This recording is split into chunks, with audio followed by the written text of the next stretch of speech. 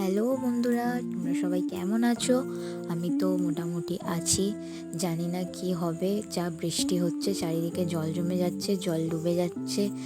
তো যাদের এগুলো হচ্ছে তাদের সত্যি খুবই খারাপ অবস্থা। ভগবানকে জানাই যেন এগুলো তাড়াতাড়ি ঠিক হয়ে যায়, আর পুজোর সময় যেন একদমই বৃষ্টি না হয়, ভালোভাবে রোদ উঠুক।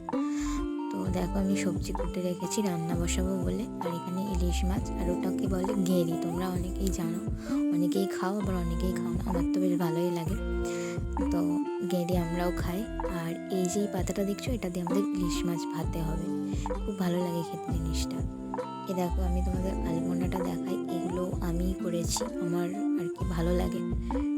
খুব একটা আমি প্রো আর্টিস্ট নয়, তাও করেছি। আর দেখো, কত মেঘ করে গেছে, বৃষ্টি হবে আবার। আর এই বৃষ্টি ভালো লাগছে না সত্যি বলতে।